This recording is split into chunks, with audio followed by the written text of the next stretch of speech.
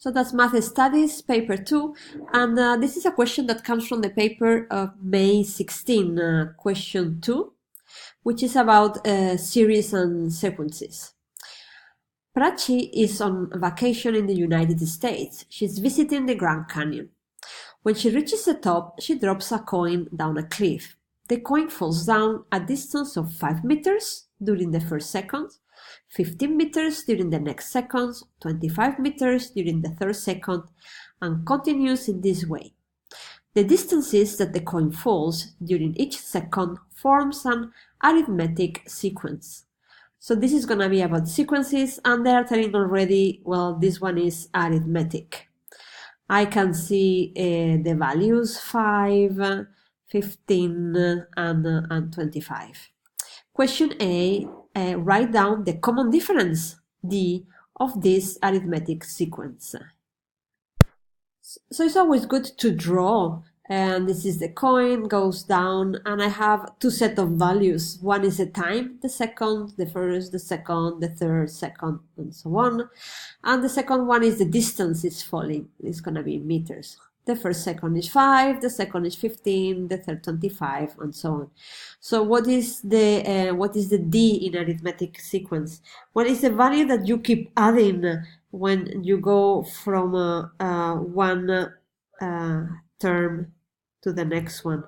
So what is the value you are adding here? So I could write down that as a formula, that's U2 minus U5 or U3 minus U15, but I even don't need to. What's the difference between going from 5 to 15 or from going to 15 to 25? I can see immediately that my D is 10 meters. So the next question, it asks about write down the distance the coin fall during the fourth second. Again, that's easy one. If I'm able to, if they give me the values of the first, third, second, and third, well, the fourth is just the next one. Can I do it on my own? Well, I just need to add the D to it, the 10 to it. It's gonna be a 35. So 35 meters is the answer. So this I did it without using any formula, but please be careful and start using all the formulas for arithmetic sequences for the next, because they are really powerful. Question B, calculate the distance the coin falls during the 15 second. Well, the 15 second is already not so easy. I'm not gonna keep doing this table for 15 times. Well, I could, but I'm gonna use the formula booklet because I have all the formulas, and this is really much more powerful. So please use it. So I need to make sure that I'm looking at the arithmetic sequences, is this one, and I have the value of a specific term or the sum of terms. In this case, they're asking me for a specific term, so I'm going to need this one. What do I need for it? I need the first term, I need the term they're asking for, I also know, and the D that I already calculated. So this is the formula I will be using. So I copy again the formula, and I need to specify, well, what is my first term? My first term in distances is the number 5. The D I just calculated is 10, and N is 15 because they're asking for the U15. So I just need to plug all this in my formula. 15 minus 1, which is 14, times 10. So what is the value I get? 140 plus 5, 145 meters. That is my answer. Question C, calculate the total distance. So that's something important, is the total distance the coin falls in the first 15 seconds. And give your answer in kilometers. Oh, I need to look at this. Don't forget to give your answer in kilometers. So the total distance, I need to go again to the formula booklet. Back to paying attention that I'm still in the arithmetic sequences. But now I want the sum of the n terms. It's the total distance. I'm going to add them all. So this is the formula I'm using, and I have two different formulas I could use. This you need to have the first term, and it's more complicated, but that's almost all you need. And the d, this is simpler, but you need the first term and the last term. In our case, we just calculate the last term in the last question, so I'm going to just use this formula. So that's the formula I'm using. I just need to put my values. N is 15, U1 is 5, and U15, I just got it from the last question, 145. I put the values into the formula, I put this in the calculator, and I have 1,125 meters. I need to go back to the question and remember that I need to give the answer in kilometers. So that's important. That's meters.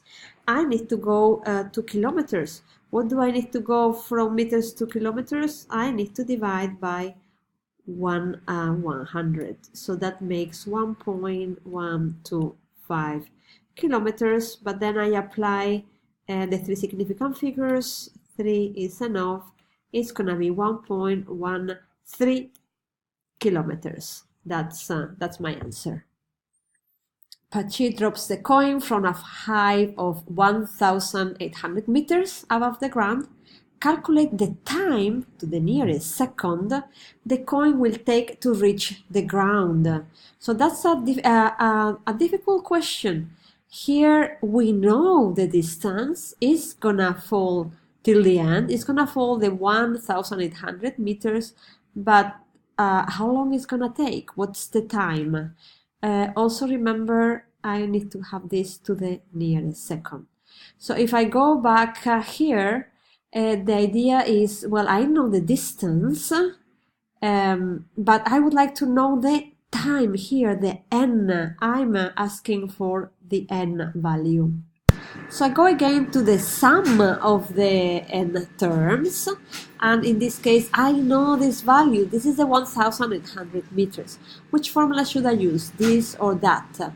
Well, I cannot use this one because I don't know the n. If I don't know the n, I don't know the un.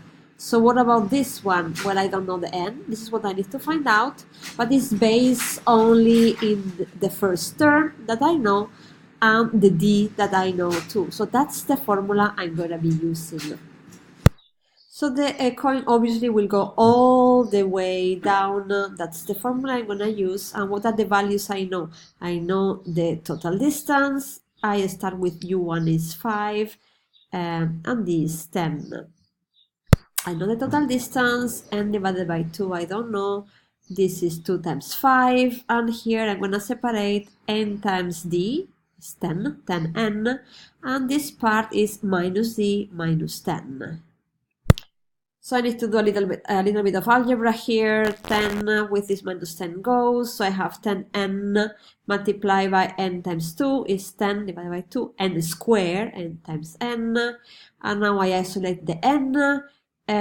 So there's a 5 that is here dividing, and I need to do the square root if I want to have my value of n. Well, so what do I have at the end? If I do the calculation, n is equals to 18.97. Now n, it needs to be one integer, isn't it? 1, 2, 3, which second? So I need to round up to 19. That will be my answer. Prachi visits a tourist center nearby. It opened at the start of 2015, and in the first year there were 17,000 visitors. The number of people who visit the tourist center is expected to increase by 10% each year. Calculate the number of people expected to visit the tourist center in 2016. So I'm going to have a series again, and I can see n is going to be the number of years after 2015. So I can see a first year, a second year, and third year. This is my n. And the value of the term is going to be the number of visitors. Interesting to see is the change before from one year to another is a 10% increase. I can see that's going to be a geometric series. The question reads as calculate the number of people expected to visit the tourist center in 2016. So I should draw a diagram. In 2015 I have 17,000 people. It's my first year, and then I will have a second and a third and so on. So the number of year will move 16, 17, and I know that every time I change year I have an increase of 10%. Remember that the increase of 10% that implies that your R, your ratio, is 1. So you multiply by 1, it stays the same. It needs to be a bit bigger, 10% bigger. It's 1.1. So what is 1.1 over the number of visitors the first year?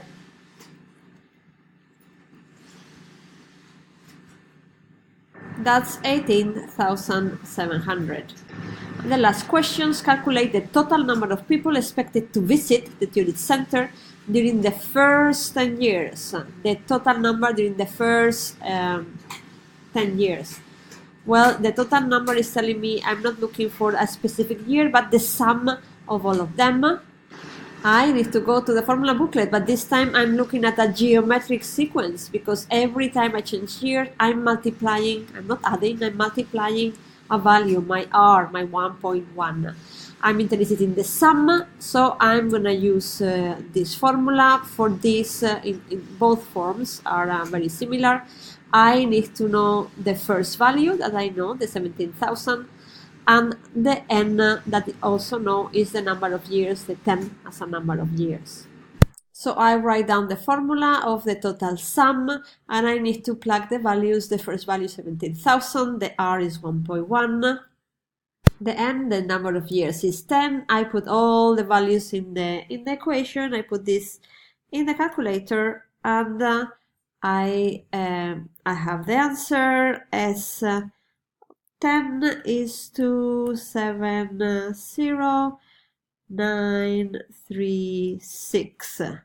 Now remember, that's the number of visitors that I want 3 significant figures, so I'm going to rewrite that again as a 71, and the rest are going to be zeros for me, and that's the number of people. That's the answer. So probably the difficulty here was to recognize that when you have an increase of a 10% or something like that every year, to recognize that here you are multiplying by a value, you are doing a geometric sequence, and your R is, how is this related to the percentage? Well, if you multiply by 1, you don't change anything, you're making it bigger by a 10%, you need 1.1. That was maybe the difficult part.